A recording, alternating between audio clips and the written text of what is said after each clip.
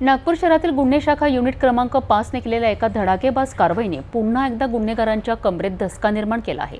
Khaparkheda police ठाण्याच्या हद्दीत 2 वेगवेगळ्या ठिकाणी केलेल्या या कारवाईत पोलिसांनी 2 कुख्यात गुन्हेगारांना अटक केली असून त्यांच्या ताब्यातून 2 अग्निशस्त्र, 7 जिवंत काडतुसे, दुचाकी व 4 चाकी वाहने आणि मोबाईल फोनसह तब्बल 4,57,000 रुपयांचा मुद्देमाल जप्त करण्यात आला आहे।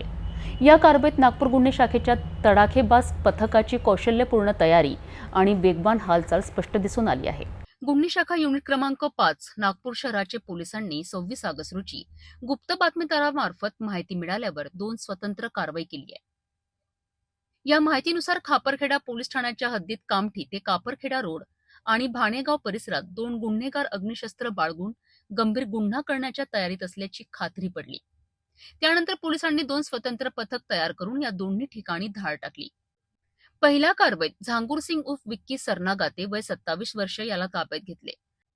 या आरोपीकडून एक अग्निशस्त्र, मॅगझिनसह 2 जिवंत काडतुसे, एक दुचाकी, एक मोबाईल असा एकूण 1,12,000 रुपयांचा मुद्देमाल हस्तगत करण्यात आलाय।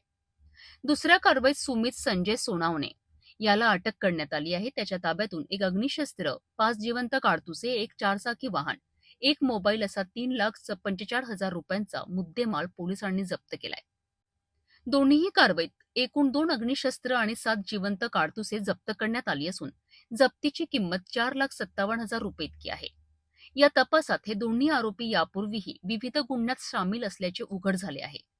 सुमित सोनावणे याच्यावर अवैधरित्या अग्निशस्त्र बाळगणे तर झांगूर सिंह सरनागते याच्यावर गंभीर दुखापतीचे गुन्हे दाखल आहेत।